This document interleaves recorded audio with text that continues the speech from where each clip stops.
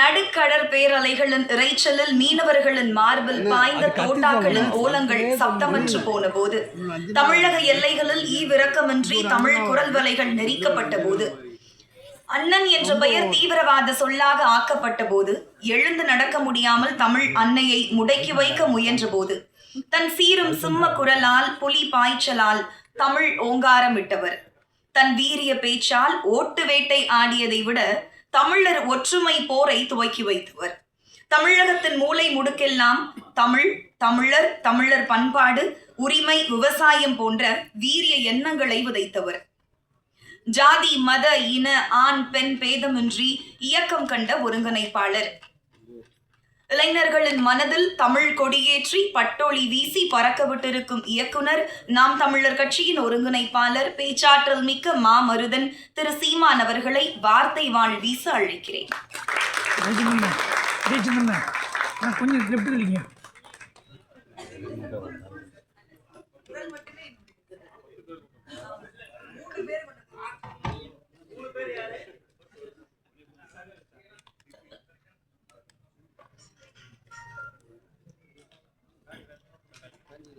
நிழற்குடை படத்தினுடைய பாடல் வெளியீட்டு விழாவிற்கு வந்திருக்கிற என்னுடைய பேரன்பிற்கும் பெருமதிப்பிற்கும் உரிய பெருமக்கள்,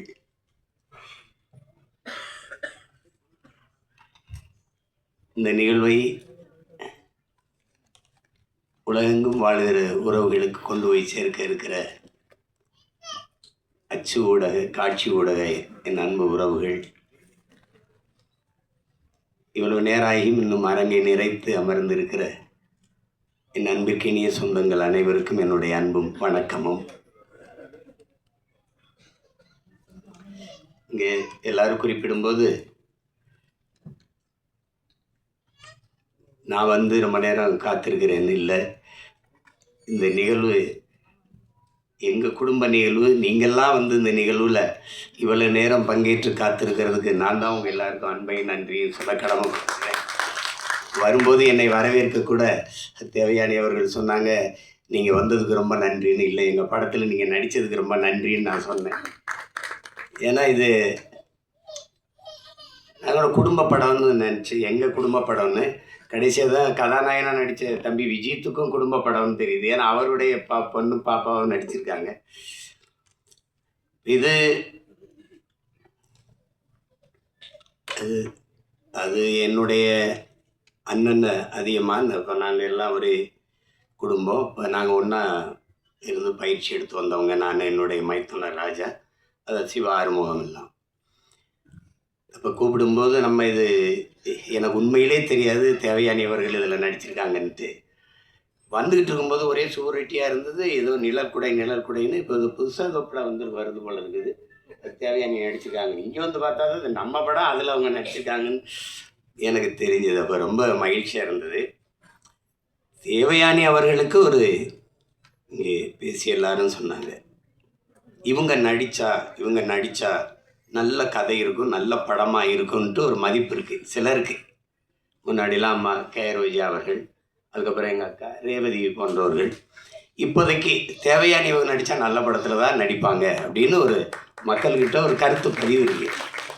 அது காரணம் அவங்க தேர்வு செய்து நடித்த கதாபாத்திரங்கள். முதல்ல அவங்க அறிமுகமானது எங்கள் அண்ணன் மூலமாக. அவங்க தொட்டாச்சி நீங்கி, பிறகு அண்ணனே எடுத்த சொர்ணமுகி, அதில் ரொம்ப நல்ல கனமான கதாபாத்திரம். அப்புறம் உங்களுக்கு தெரியும் காதல் கோட்டை, அது இந்திய விருதை பெற்ற சிறந்த படங்கள் அது ஒன்று. அதுக்கப்புறம் சூரிய வம்சம். அவங்களுக்கு சொல்லிக்கொள்ளுற மாதிரி ஒவ்வொரு காலகட்டத்திலையும் ஒரு படம் பதிவாயிருக்கு.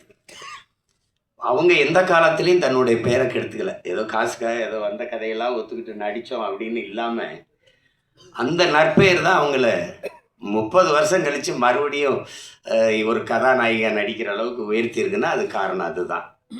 அது எல்லாருக்கும் வாய்க்கப்பெறாது, அவங்களுக்கு வாய்க்கப்பெற்றிருக்கிறது. அது ஒரு பெரிய பெருமைக்குரிய நிகழ்வு.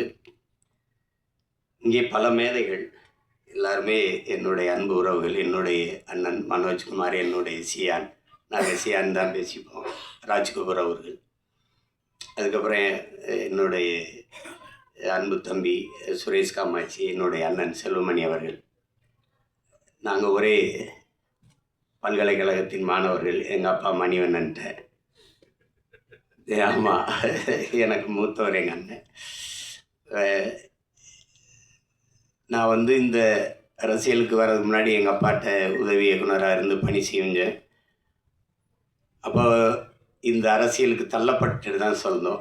செய்யும்போது எனக்கு எல்லாரும் இல்லை. அப்போ எங்கள் அப்பா வந்து என்னை தன் பையன் நினைக்காம என்னை கூட வந்து நின்று எனக்கு தோள் கொடுத்துட்டாரு மணிவண்ணன் அப்பா. அப்போ எங்கள் அண்ணன்கிட்ட பேசி, செல்வா, உனக்கு இளையவன், உனக்கு ஜூனியர்னு நினச்சி இது பண்ணிடுறாதரா செல்வா, இப்போதைக்கு நமக்கு அவன் தாண்டா இருக்கான், அவனை பிடிச்சி தாண்டா நம்ம ஏதாவது செஞ்சாகணும், நம்ம இனத்துக்கு வா செல்வான்னு கூட்டிகிட்டு வந்தார். அப்போ நாங்கள்லாம் இது எப்படி சொல்கிறதுன்னா, குடும்ப உறவோட கொள்கை உறவாக இணைந்தவர்கள் நாங்கள் அண்ணன் தம்பிகள் எல்லாம். அப்படி என்னுடைய அண்ணன் சிவா எனக்கு ரொம்ப என் மேலே ரொம்ப அன்பு. என்ன எனக்கு இன்றைக்கி வரைக்கும் ஒரு குற்ற உணர்வு, நானும் எங்கள் அண்ணனும் இணைஞ்சு பணி செய்யும்போது அதை ஒரு சிறந்த படமாக வெற்றி படமாக தர முடியல என்னால். அதுக்கு இன்றைக்கு வரைக்கும் எனக்கு ஒரு குற்ற உணர்வு இருக்குது. கதை சொல்லும்போது அவருக்கு தம்பிக்கு அடுத்த படம் பகலவன் தான் எடுக்கிறதா இருந்தது. அவருக்கும் அது விருப்பம், அப்போ எனக்கு அது விருப்பம். ஆனால் என்னுடைய தம்பி மாதவன் அதை ஒத்துக்கலை. அது காரணம் ரொம்ப கடினமாக இருந்துச்சு. தம்பி படத்தில் அவரை ரொம்ப நான் கஷ்டப்படுத்திட்டேன். கையெடுத்து கும்பிட்டு அப்படி மறுபடியுமா அண்ணா வேணாண்ணா அப்படின்னு ஒரு கொஞ்சம் இடைவெளி கொடுங்கன்ட்டாரு. இந்த கதையில் நடிக்கணும்னாரு. நான் என்ன சரி எடுப்போன்னு எடுத்தேன். தமிழ்லேயே கொஞ்சம் உரையாடல் எழுதிட்டேன். தம்பியில் ஒரு 90 விழுக்காடு தமிழில் இருந்தது. அது வெற்றி அடைஞ்சிருச்சு. அப்புறம் இதில் முழுக்க தமிழ்லேயே உரையாடல் எழுதுனேன். அதில் என்ன பார்த்தீங்கன்னா, ஐ லவ் யூ என்று வர வேண்டிய இடங்களிலெல்லாம் நேசிக்கிறேன் நேசிக்கிறேன் என்று வருவது நெருடலாக இருக்கிறது என்று விமர்சனம் எழுதியிருந்தாங்க. எனக்கு என்ன செய்யணும் தெரியல. என்னுடைய அண்ணன் காசி ஆனந்தன், அவர் உணர்ச்சி பாவலர், ஈழத்து பாவேந்தன், அவர்கிட்ட போய் பேசிக்கிட்டே இருந்தேன். அவர்கிட்ட சொன்ன வருத்தமாக இப்படி எழுதியிருக்காங்கண்ணே. அன்பை கூட தாய்மொழியில் பரிமாற தெரியாத ஒரு இனம் இருந்தால் என்ன, செத்தா என்ன போடா அப்படின்ட்டாரு. அப்போ நான் அந்த படம் எடுத்து கொடுத்துட்டு நான் எங்கள் அண்ணனுடைய அழைப்பின் பேரில் ஈழத்துக்கு போயிட்டேன். போய் இப்போ ஒரு வாரம் கழிச்சது பேசிட்டே இருக்கும்போது படம் ஓடலைன்னு தெரிஞ்சிடுச்சு. அப்போ யாரோ சொல்லியிருக்காங்க, தம்பியோட படம் ஓடல, அதனால் ஒரு வருத்தத்தில் இருப்பான் போல இருக்குதுன்ட்டு. அப்போ என்ன சொல்கிறது, அது கேட்கல. படம் என்னாச்சு, கதை என்ன, யாரோ சொல்லியிருக்காங்க, இந்த காதல் கதை போல அப்படின்னு சொல்லியிருப்பாங்க. அவர் ஆரம்பிக்கும் போதே நமக்கு எதுக்குப்பா பூ கவிதைலாம் அப்படின்னு ஆரம்பித்தார். காதலுங்கிறது பருவகால உணர்ச்சி, அது எல்லாருக்கும் இயற்கையில் வர்றதானே. தமிழர்களுக்கு இல்லாதது மானம் வீரம், ரெண்டு தான் கொஞ்சம் குறைவாக இருக்குது. அதுக்கு வந்து நமக்கு தம்பி படம் மாதிரி தரையிலையும் அடிக்கணும், திரையிலையும் அடிக்கணும், அப்போ தான் நமக்கு விடுதலை வரும்னாரு. அது செஞ்சுருக்கணும். அப்போ ஆனால் என்னைக்காவது ஒரு நாள் நான் எங்கள் அண்ணனுக்கு, அந்த சிவானனுக்கு சொல்கிறேன், இந்த இடத்துல என்னைக்காவது ஒரு நாள் உங்களுக்கு என்னால் ஏற்பட்ட இழப்பை நான் ஈடு செய்வேன்.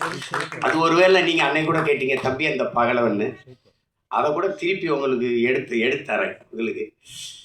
அது தவறு தான் நடந்துடுச்சு அது. ஆனாலும் எங்கள் அண்ணனுக்கு எனக்கு இருக்கிற அந்த அன்பு பிணைப்பு போகல. இப்போ எங்கள் அண்ணன் ஐயா பாக்யராஜ் அவர்கள் சொன்னது மாதிரி தான், எங்கள் அண்ணன் அதிகமான வந்து ஒரு தலை சிறந்த இயக்குனராக அவங்க வந்தும், அது என்னென்னா தொடர்ச்சியாக படைப்புகள் இல்லை. அவருடைய படங்கள் வந்து இன்னைக்கு அவர் இயக்கிக்கிட்டு வர்ற இந்த படங்கள், இப்போ தொட்டாச்சி நீங்கள்லாம் பார்த்து எங்கள் அப்பா பால்மேந்திரா வீட்டிலே போய் பாராட்டி, ஞாபகம் இருக்காருன்னா வீட்டில் போய் பாராட்டி, என்னடா அப்படி ஒரு படம் எடுத்துட்டேன் அப்படின்னு. அப்படி அந்த கதை திரைக்கதை பயணத்தில் பயணிக்கிறதுக்கு ஆட்கள் ரொம்ப குறைவு, ரொம்ப குறைவு. இப்போ நம்மக்கிட்ட ஒரு மேதை சாதாரணமாக உட்காந்துருக்கவில்ல, அவரை கடந்துலாம் ஒருத்தனை இங்கே திரைக்கதை அமைச்சு எடுத்துகிட்டு போயிட முடியாது. அதில் நம்ம பக்கத்தில் இருக்கிறதுல பக்கத்தில் இருந்துட்டோம், ஆனால் வீட்டுக்கு போனால் படபடப்பாக இருக்கும். நம்ம ஆள் தானே பக்கத்தில் இருந்து வந்துட்டு. மிகப்பெரிய பெருமை அவரெல்லாம் நமக்கு இப்படி ஒரு படைப்பாளி, நம்ம நம்ம நம்ம நாட்டில் நம்ம இனத்தில் பிறந்து இப்படி ஒரு படைப்பாளி அப்படின்னு. நீங்கள் யோசிச்சு பாருங்கள், புதிய வார்ப்புகள்னு ஒரு படம், அவர் தான் கதாநாயகனா நடிக்கிறாரு, அவர் தான் கதை வசனம், எங்கள் அப்பா இயக்குறாங்க, பாரதிராஜா அப்பா. அன்னைக்கு அது புதிய வார்ப்புகள்னு தலைப்பு வைக்கிறதுக்கு இன்னைக்கு என்னென்ன பேர் வருதுன்னு உங்களுக்கு தெரியும். அது நம்ம சொல்லி அது விமர்சனமாக போயிடும். நான் அதை சரி செய்கிறதுக்கு இது நேரம் இல்லை. புதிய வார்ப்புகள் அப்படின்னு அப்போல்லாம் நம்ம இப்போ அந்த காலகட்டத்தில் அதில் ஒரு முடிவு இறுதிக்கட்ட காட்சி வருது. உரையாடெல்லாம் பிச்சு உதறிப்பாப்ல. ஒரு அந்த விதவை பெண்ணு, அந்த பெண் வந்து பூ விற்கும். வாத்தியார் கதாபாத்திரம், அவங்க ரதி. அவங்க வந்து பூ அந்த வாத்தியார்கிட்ட இவங்ககிட்ட சொல்லுவாங்க, வாத்தியார பூ வந்து பறிச்சா தான் வாடி போகும், இல்லை செடியில் விட்டாலும் வாடி போயிடும் அப்படின்லாம் இருக்கும். அப்போ இதயம் குங்குமம் இந்த பத்திரிகையெல்லாம் ரொம்ப புகழ் பெற்றது இந்த இதழ்கள். அப்போ நீ இதயம் கொடுத்தாதான் வாத்தியார் குங்குமம் தருவாரா அப்படிலாம் அந்த ஐயோ அதெல்லாம் ஒரு ஒரு அதிமேதைகளினுடைய கூடல் அது. அதில் ஒரு அண்ணன் கவுண்டமணிக்கு கதாநாயகியை கட்டி வச்சிடுறாங்க. அந்த வில்லன் கதாபாத்திரம் வந்து கட்டி வச்சிடறாரு ஜி சீனிவாசன் ஐயா. அப்போ அது ஆனால் இவங்க வாத்தியாரும் ஒரு காதல் இருக்குது. அப்போ ஊரை விட்டு ஓடும்போது அந்த விதவை பெண், அந்த பூக்காரி, இந்த காஜா ஷெரீஃபெல்லாம் ஓடும்போது இந்த காதலர்கள் சேர்றதுக்கு ஒரு இடையூறாக ஒன்று இருக்குது. ஆனால் அவர் கட்டின தாலி, ஒரு இந்த கலாச்சாரம் தாலிக்கு இந்த சமூகம் ரொம்ப முன்னுரிமை கொடுக்குது. அப்படியே பார்த்துட்டு டப்புன்னு அந்த தாலியை அறுத்துட்டு அவரே அறுத்துடுறாரு. கட்டின தாலி அவரே அறுத்துட்டு 2 பேரையும் சேர விடுறார். கையை பிடிக்கிறாங்க.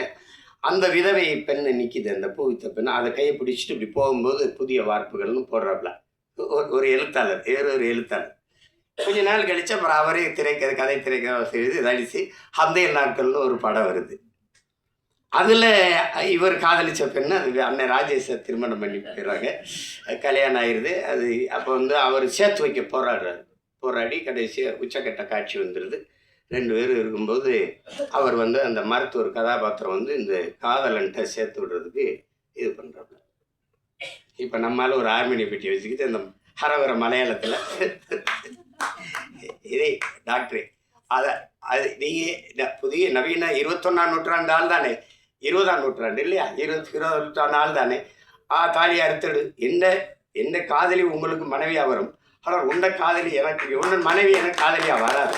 அப்போ அந்த அந்த தாலியை அறுத்து எடும் அப்படின்ன உடனே அப்படியே போய் அறுத்து எடுக்க முடியாது. அந்த பெண்ணு தாலி அறுத்துட்டு வர முடியாது. இது கையெடுத்துட்டு பட்டினா இதே மண்ணின் கலாச்சாரம் பண்பாடுன்னு பேசி பட் இந்த கிளைமேக்ஸ் ஓல்டு பட் கோல்டுன்ட்டு போயிடுவாப்ல. இதை யோசிச்சு பாருங்க. உலகத்தில் ஒரே ஆள் தான் தாலி அத்துட்டு போய் வாழ்ன்னு சொன்னால் அதே ஆள் தான் தாலி அக்காம வாழ், இதுதான் கலாச்சாரம் சொன்னதும் ஒரே எழுத்தாளன் தான். உலகத்தில் இப்படி ஒரு ரைட்டு எழுத்தாளர் இருக்கவே முடியாது. ஒரே எழுத்தாளர் இப்படி எழுதி நம்ப வைக்க முடியும். இப்படி எழுதணும்னா எழுத்தின் வன்மை, எழுத்தின் அழுத்தம் அப்படின்னு சொல்லாம்டா. பொய்ய உண்மையில பொய் சாட்சியிலே நடிச்சவர் தானே அவரு. சாதாரண உட்காந்துருக்காப்ல. எங்க அப்பாவுக்கு ஒரு கிளைமேக்ஸ், எங்க அப்பாவுக்கு எழுதி கொடுத்தது வேற, கைதின் டைரியில். அதுதான் ஆட்சி ராஜஸ்தானில் வந்தது. அவர் திமுறா, நீ நான் ராஜு இல்லை, நான் எழுது, நானும் அவனை எடுப்பேன். அது அப்போ செய்வார்.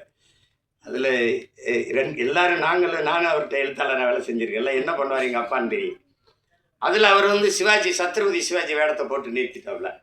சரி, அதுவும் ஓடிடுச்சு. ஏன்னா அது வரைக்கும் நான் திரைக்கதையை பிச்சு உதறிட்டாங்க. அப்புறம் இது இல்லை வேற கிளைமேக்ஸ், நான் எழுதி கொடுத்த கிளைமேக்ஸை நான் எடுக்கிறேன். அந்த காட்சியின் போய் அப்போ அமிதாப் பச்சன் சிறிதை வச்சு ஆக்கிராஸ் தொட்டா அதுவும் வென்றுட்டாப்ல. இப்படி ஒரு எழுத்தாளர் வந்து அதுக்கு ஒன்றும் நிகர் இல்லை. அதை வந்து சொல்லி முடியாது.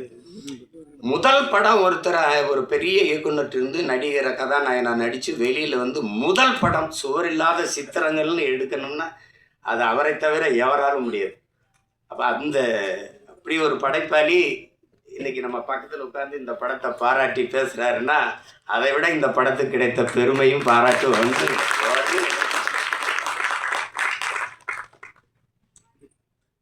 ஒரு குடும்ப பாங்கான படத்தை எடுத்து அதை தரமான வெற்றியடை வைக்க முடியும். எளிய கதாபாத்திரங்களை வைத்துனா அது அவரால் தான்.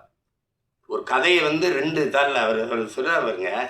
தேவர் ஃபிலிம்ஸில் வந்து கதை கேட்குறாங்க. அப்போ அவர் போய் கதை சொல்கிறார். ஐயா கதை சொல்லும்போது அவங்க குப்பத்தொட்டி சார் அதில் ஒரு குழந்தை சார்னு அவரே சொன்னது தான். குப்பத்தொட்டி சார் அதில் ஒரு குழந்தை சார்னு அவருக்கு பிடிக்கல. அப்புறம் பெரிய ஆளாயிட்டார்.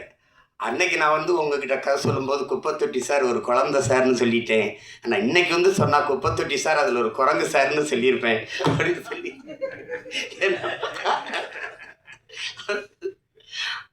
அது ரொம்ப சாதாரண கதை. ஒரு வாத்தியார் கை குழந்தையோட ஊருக்குள்ளே வரான்னு முந்தானை முடிச்சு ஒரு படத்தை எடுத்து, அப்போ எங்கள் ஊரில் பரமக்குடியில் எங்கள் அண்ணனுக்கு தெரியும், ராமநாதபுரத்தில் தான் வெளியிட்டு ரிலீஸ், பரமக்குடியில் 2வது தரம் தான் வரும். அப்போ ஜெகனில் எங்கள் அண்ணங்கள்லாம் நாங்கள் படிச்சிருக்கோம். எங்கள் அண்ணங்கள்லாம் சைக்கிள் வச்சுருப்பாங்க. அவருக்கு படத்தை போய் பார்த்து வந்துட்டு ஒரே புலம்பல், தம்பி பாக்கியராஜ்னு ஒருத்தன்டா எந்த குறையும் இல்லாமல் இருக்கணும், பயங்கர படம், முந்தானை முடிச்சுன்னு ஒரு படம்னா அவங்க ரொம்ப இதில் நம்மளை இந்த காலத்தில் போய் ஏன்னா நாங்கள் மறுபடியும் 2வது வெளியீடு வந்தால் தான் பார்க்க முடியும். அப்படி பல படைப்புகளை தந்து இன்றைக்கு அமைதியாக உட்காந்துருக்கல அவர் நம்ம கூட இருக்கிறாருங்கிறதே திரை உலகில் அது ஒரு மைல்கல். KS கோபாலகிருஷ்ணன் ஒரு மைல்கல்னா அது ஒரு மைல்கல். பாக்கியராஜ், பாரதி ராஜா, மகேந்திரன், பாலு மகேந்திரான்லாம் அது ஒரு பல்கலைக்கழகங்கள். அப்படி ஒரு பெருமைக்குரிய கலைஞர் நம்மோடு இருந்து இந்த படத்தை வாழ்த்துறாருங்கிறத விட பெருமை வேறு என்ன இருக்குது சொல்லுங்க. அதுக்கப்புறம் இங்கே இருக்கிற என்னுடைய தம்பி பேரரசு, அவன் தொடர்ச்சியாக வெற்றி படங்களாக கொடுத்தான். அவங்க வருங்க கூட சொன்னாங்க, எல்லா ஊரையும் அறிமுகப்படுத்தினது அவன் தான் என் தம்பி. அதுக்கப்புறம் என் தம்பி ரவி மரியா, அதெல்லாம் கதாநாயகனாக நடித்த விஜித்து எனக்கு ரொம்ப தெரியும். ரொம்ப என்னுடைய தம்பி அவர், என் தம்பி தமிழ்குமரன். நாங்கள் ஒரே குடும்பம். தமிழ் நான் வந்து ஒரு தாயின் வயிற்றில் பிறக்கலை ஒழியே. ஏன் பிறக்கலைன்னா ஒரு தாயின் வயிறு தாங்காதுன்னு தனித்தனி தாய்க்கு பிறந்தோம். அப்படி ஒரு அண்ணன் தம்பி நாங்கள். அந்த எங்கள் குடும்பத்தில் விஜித்து ஒருத்தர். அது விஜித்து தான் அதில் நடிச்சிருக்கான்னு எனக்கு உண்மையிலே தெரியாது. வந்தவொடனே கிட்ட வந்து நான் தானே கதாநாயகன் நடிச்சிருக்கேன், என்னப்பா சொல்கிறேன். அப்படி எல்லாமே ஒரு வியப்பாக இருந்துச்சு எனக்கு. எல்லாம் ரொம்ப மகிழ்ச்சியாக இருந்தது. அதில் பாருங்க விஜித் அவர் நல்லா வரணும். இந்த படத்தை பார்க்கும்போது நான் படம் பார்க்க நேற்று அழைக்கும்போது எனக்கு நேரம் ஒத்து வரலை, கிடைக்கல. இது இப்போ அதனால் நான் படத்தை முதல்ல பாட்டை போட்டு காட்டு அதை வச்சு பேசிடுறேன்னு. எங்கள் அண்ணன் செல்வமணி இவங்கெல்லாம் குறிப்பிட்டு பேசுன மாதிரி அது ஒளிப்பதிவு செய்த நம்ம குருதேவ் அவர் வணங்கான்லேயே ரொம்ப சிறப்பாக பண்ணியிருந்தார். ரொம்ப அருமையான ஒளிப்பதிவு. அப்போ இந்த இசை இப்படி ஒரு படத்துக்கு, இப்போ ஒரு பெரிய ஆடல் பாடல் படம், அடிதடி படம்னா சமாளிச்சிடலாம். குடும்ப கதைகளுக்கு மென்னுணர்வை நகர்த்துற படங்களுக்கு இசையமைக்கிறதுங்கிறது ரொம்ப கடினம். அதே ஒரு இளைய பிள்ளை வந்து நவீன் பாலகுமார் செஞ்சுருக்காருங்கிறது ரொம்ப பாராட்டுக்குரியது. அது மனதில் நிற்கிறது போல மெல்லிய இசையால் வருடணுங்கிறது ரொம்ப கடினம். இசைங்கிறது இப்போ ஒலிகளின் குவியல் தான்.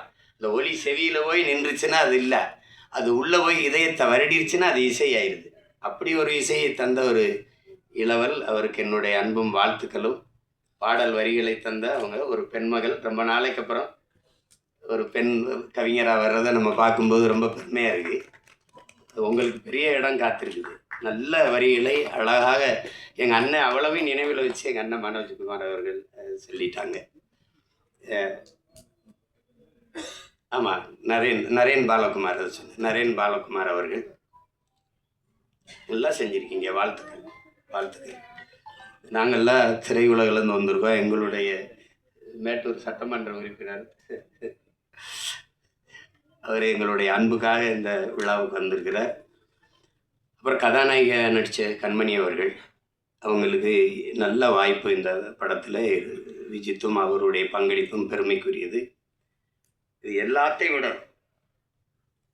மிகுந்த பாராட்டுக்கும் நன்றிக்கும் உரியவர். இதை மக்களிடத்தில் கொண்டு போய் சேர்க்கிற பெரும் பணியை செய்ய இருக்கிற இந்த அன்மைக்குரிய தம்பி யுவராஜ் அவர்கள் தான். அவருக்கு தான் இது ரொம்ப, உங்களுக்கு தான் என்னுடைய நன்றியும் அன்பும் வாழ்த்துக்கள். உறுதியாக வெல்லும் படம் வெல்லுதில் பெரிய படம் சின்ன படம்லாம் ஒன்றும் இல்லை. அண்மையில் நான் வந்து கோர்ட்டுன்னு ஒரு படம், தெலுங்கு படம், அது இரவில் 2 மணி நேரம் கொஞ்சம் மண்டை அழுத்தமாக இருந்தால் தூக்கம் வரலைன்னு கொஞ்சம் பார்ப்பேன். யாராவது சொல்லி அண்ணன் இந்த படத்தை பாருங்கன்னா கொஞ்சம் பார்த்து தூங்குறது. ஆனால் அந்த படத்தை போட்டேன், தூங்கவே முடியல. கோர்ட்டுன்னு ஒரு படம், இது தமிழ் பதிப்பு பார்த்தேன். சின்ன படம் 6 கோடிக்கு எடுத்தாங்களாம். நான் பார்க்குற போது எனக்கு சொன்னாங்க 60 கோடி வசூலிச்சிருக்குண்ணே அப்படின்ட்டு. அப்போ இவங்க சொன்ன மாதிரி பெரிய படம் சின்ன படம்லாம் ஒன்றும் அளவு இல்லை. ஓடுற படம் ஓடாத படம் தான். இப்போ என்னுடைய தம்பி நம்ம ஜேஎஸ்கே எடுத்திருக்க ஃபயர்னு ஒரு படம், அன்னைக்கு எங்கள் அண்ணங்கள்லாம் சொன்னாங்கன்னு பார்த்தேன். ரொம்ப குறைந்த முதலீடு, ரொம்ப நல்ல லாபம் அடைஞ்சிருச்சு. அதனால மிகப்பெரிய நட்சத்திரங்கள் நடித்த படமும் தோத்துருக்குது, சாதாரண படங்கள்லாம் வென்றுருக்குது. அதனால நம்ம படம் வெல்லும், நீங்கள் ஒன்றும் யோசிக்காதீங்க. திரையரங்கில் சின்ன படத்துக்கு முக்கியத்துவம் கொடுக்கணும் அப்படின்னு. இன்னைக்கு சூழல் சரியில்லை, நமக்கு ஒரு சூழல் வருது. பெரிய பெரிய வளாகங்கள்ல சின்ன படங்களுக்கு முன்னுரிமை கொடுக்கணும்னு சட்டம் வரும், அது வரும்.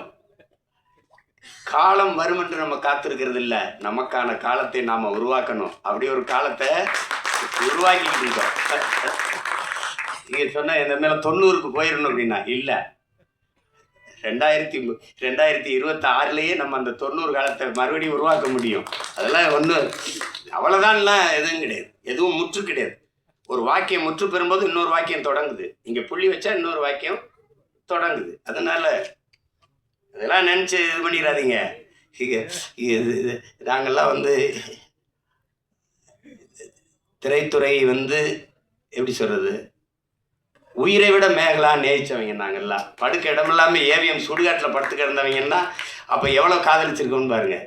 பல இரவுகள் பட்டினி கிடந்திருக்கோம், பல இரவுகள். அவ்வளவு அன்பு காதல் இந்த திரைத்துறை மேலே. அப்போ இது அவளை அழிய விட்டுற முடியாது. ஆனால் எங்கள் அண்ணன் செல்வமணி அவர்கள் நான் ஒரு மேடையில் பேசுனதுன்னு சொல்கிறாங்க, குறிப்பிடுறாங்க, விவசாயியும் திரைப்பட தயாரிப்பாளரும் ஒரே நிலையில் நிற்கிறாங்க. அவங்க அவங்க தயாரித்த பொருளுக்கான விலையை அவங்க தீர்மானிக்க முடியலை. தீர்மானிக்கிற காலத்தை நம்ம உருவாக்கணும். அப்போ தான் வேளாண்மை செழிக்கும், திரைக்கலையும் செழிக்கும். அது காரணம் ஒற்றுமை இல்லாததுனால தான். இன்னைக்கு எழுத்தாளர் சங்கத்தில் நம்ம ஐயாவும் இந்த தொழிலாளர் சங்கத்தில் எங்கள் அண்ணன் போன்ற தளபதிகள் இருக்கிறதுனால ஒரு பாதுகாப்பு இருக்குது. பத்தலை, எல்லாத்தையும் சரி செய்ய நினைக்கிறோம், இதை சரி செய்யாமல் விட்டுருவோமா என்ன? அதுக்கு ஒரு காலம் வரும். ஆனால் இதில் என்னுடைய மைத்துனர் சிவா ஆறுமுகம், அவர் ராஜான்னு நாங்கள் அழைப்போம், அவருடைய செல்லமாக அழைக்கிற பேர். நாங்கள் ஒரே குடும்பமாக வந்தவர், கடுமையான உழைப்பாளி. என்ன இருந்தாலும் அந்த நேசித்து வந்த திரைத்துறையை விட்டு வெளியேறலை. அது ஒரு பெரிய அதுக்கு அவருக்கு பெரிய பாராட்டு. சிலர் விட்டுட்டு போயிடுவாங்க, ஆனால் விடலை. அப்போ படம் எடுக்க ஆள் இல்லை, சரி நம்மளே எடுப்போம். அதெல்லாம் வந்து அது ஒரு போர் தான், அது அப்படி தான் சொல்லணும், அது ஒரு தவம்னு தான் சொல்லணும். புலம்பிக்கிட்டு நிற்கலை, யாரும் வரல, யாரும் எடுக்கலை, இது அப்படிலாம் இல்லை. ஒரு அதுக்காக அவர் துணிஞ்சு தயாரித்ததுக்கு, அதை துணிஞ்சு நாம் வெளியிடணும். அந்த யுவராஜுக்கு 2 பேருக்கு என்னுடைய பாராட்டுகள். நான் வந்து என் மைத்துனர் சொல்லுவேன், இயக்குனர் சிவா ஆறுமுகத்தோட தயாரிப்பாளர் சிவா ஆறுமுகத்துக்கு தான் என்னுடைய பாராட்டுகள். அதுதான் ரொம்ப ரொம்ப பெருமைக்குரியது. அப்போ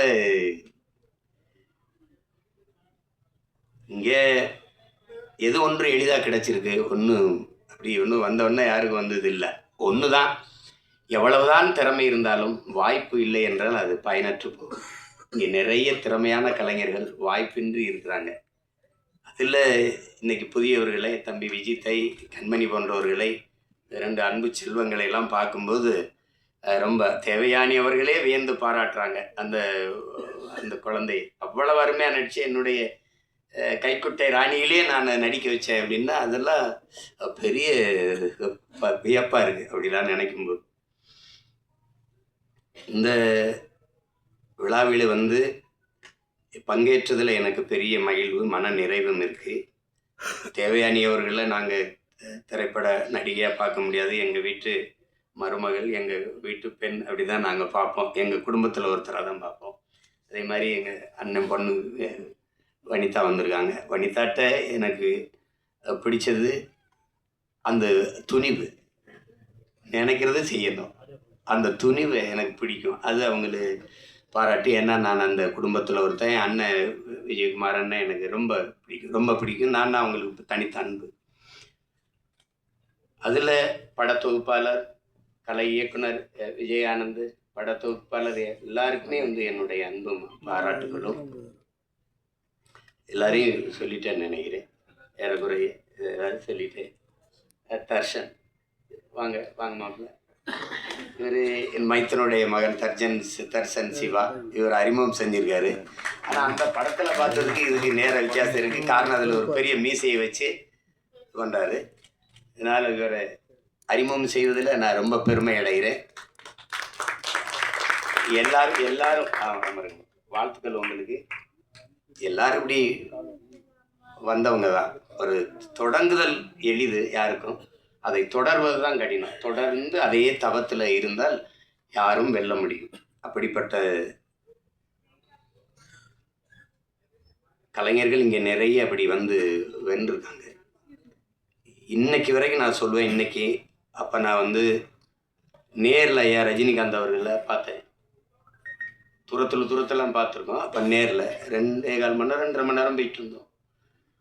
அவருக்கு இருக்கிற இந்த ஆர்வம் இப்போ இவ்வளோ படம் நடித்து இவ்வளோ சாதித்த பிறகும் புதிதாக ஒன்றை தெரிந்து கொள்றதில் அவருக்கு இருக்க ஆர்வத்தை பார்க்கும்போது இவர் ஏன் ஜெயிக்க மாட்டார் அப்படின்னு நமக்கு தோணுது. என்னை ஈர்க்க வச்சுட்டு சிமத்தில் வந்துடுறேன் அப்படின்னு போகும்போது அதே அந்த படத்தில் பார்க்குற மாதிரி அதே வேகம் நடை, அதே வேகம் இதை பார்க்கும்போது இவ்வளவு சுறுசுறுப்பாக இருக்கு. அவர் சோம்பேறிகளை கூட அவர் இயங்கிறத பார்த்தா இயங்கிடுவான். அப்படி ஒரு இது அது அவர். அந்த தேடலும் அந்த வெறியும் இருக்கிற ஒவ்வொருத்தரும் உச்சத்தை தொடலாம், சாதிக்கலாம். அதில் வந்து சாதாரணம் இல்லை. அப்படி வந்ததில்லை. அதில் இவ்வளோ பேர் இந்த படைப்பில் பங்கேற்றிருக்காங்க. குறிப்பாக இதுக்கு பிதா மகனாக இருந்து பீசுமராக இருந்து வாழ்த்திட்டு இருக்கிறது எங்கள் அண்ணன் அதியமான். அவர் இப்போ படம் இயக்கிட்டு இருக்காரு. என் தம்பி சுரேஷ் காமாட்சி தயாரிச்சிட்டு இருக்காரு. அது சிறந்த படைப்பாக வந்துக்கிட்டு இருக்கு. ரேவதி அக்கா அவங்க நடிச்சிட்டு இருக்காங்க. அதுவும் இது போல் ஒரு குடும்ப பாங்கான ஒரு படம் தான். படத்தை பார்க்கும்போது தாய்மையை அது சொல்லுது. எந்த குழந்தையும் நல்ல குழந்தை தான் மண்ணில் பிறக்கையில், பின்பு நல்லவராவதும் தீயவராவதும் அன்னை வளர்ப்பதிலேன்னு இருக்கு. ஒரு குழந்தைக்கு முதல் ஆசையை அதனுடைய பெற்றோர்கள் தான், அதனுடைய தாய் தான். சொல்கிறான் பாருங்க ஒருத்தன், உலகத்தின் எல்லா செல்வங்களையும் ஒரு தட்டிலையும் தாயின் பேரன்பை ஒரு தட்டிலையும் வச்சா தாயின் பேரன்பு இருக்கிற தட்டு தான் தாழ்ந்திருக்குன்றான். நீங்கள் எவ்வளவு உயரத்துக்கு வேணாலும் போங்க, எவ்வளவு ஒரு உயரத்திற்கு வேணாலும் போங்க, உங்களை பார்த்து பொறாமைப்படாத ஒரே உயிர் உலகத்தில் உண்டென்றால் அது உங்களை பெற்ற தாய் தாங்கிறான். உங்க மனைவியோட இப்ப இப்ப 4 பேர் வந்து நம்மளை படம் எடுக்கும்போது பார்த்தா கொஞ்சம் அதிகமா தெரியுதே அப்படி இருக்கும். அது பிரச்சனை அது. ஆனா தாய் இல்லைன்னா நபிகள் சொல்லுவாரா, சொர்க்கத்தை எங்கேடா தேடிட்டு இருக்க, அது உன் தாயின் காலடியில் இருக்குடாங்கிறார். ஆபிரகாம் சொல்றான், நான் இதுவரை பெற்ற எல்லா புகழுக்கும் இனிமேல் பெறப்போகிற புகழுக்கும் என்னை பெற்ற தாய்தான் காரணம்ங்கிறான். அது ஒன்றும் சொல்றதுக்கு இல்லை. தாயின் பேரன்பின் கிணை அவிசுவாமித்திரர் அவர் சொல்றாரு. அத வால்மீகி சொல்றான், நீ வந்து ஆண்களின் எல்லா வெற்றிக்கும் காரணம் வந்து பெண்கள் தான்றான். அந்த பெண்கள் அந்த தாய்மையை போற்றாம ஒன்றும் இல்லை இங்கே. அதுதான் அதை அந்த படம் வலியுறுத்துது. சுருக்கமாக அதை வலியுறுத்துது. அந்த தாய்மையை தாங்கி நிற்கிற தகுதி அந்த கதாபாத்திரத்தை ஏற்றிருக்கிற நம்ம தேவயானி அவர்களுக்கு இருக்கு. ஐயா பாக்கியராஜ் அவர்கள் சொன்னது மாதிரி நிழற்குடையே, இந்த படத்தின் நிழற்குடையே அவங்க தான். அது அவங்க போதும் தொடக்க காட்சிக்கு திரையரங்குக்கு மக்களை அழைச்சிட்டு வர அவங்க ஒரு படம் போதும். அதுக்கப்புறம் உள்ளே வந்தால் பார்த்த எல்லாரும் நிறைவாக சொல்கிறாங்க, எனக்கு பார்க்குற வாய்ப்பை நான் பெறலை, ஆனால் விரைவில் நான் பார்த்துட்டு அதுக்கான வாழ்த்தை நான் எழுதுகிறேன். படத்தில் பங்கேற்ற அனைத்து கலைஞர்களுக்கும், பின்னிருந்து உழைத்த அனைத்து தொழில்நுட்ப கலைஞர்களுக்கும், இவ்வளவு நேரம் இந்த நிகழ்வை பதிவு செய்து கொண்டிருக்கிற அச்சு, காட்சி, ஊடக என் உறவுகள், இங்கே அரங்கை நிறைத்து அமர்ந்திருக்கிற என் அன்பு சொந்தங்கள், விழாவிலே பங்கேற்று வாழ்த்தி அமர்ந்திருக்கிற பெருமக்கள் எல்லோருக்கும் என்னுடைய அன்பும் நன்றியும் வணக்கம். இந்த நிகழ்வை மிக அழகு தமிழில் தொகுத்து வழங்கிய தொகுப்பாளர், நெறியாளர் ஐஸ்வர்யா அவர்களுக்கு என்னுடைய அன்பும் வாழ்த்துக்கள். நிழற்குடை படக்குழுவை வாழ்த்த வந்திருந்த அத்துணை சிறப்பு விருந்தினர்களுக்கும் மீண்டும் ஒரு முறை படக்குழுவினர் சார்பாக மிகப்பெரிய நன்றியை தெரிவிச்சுக்கிறோம். பிரசன்ட் மீடியா உங்க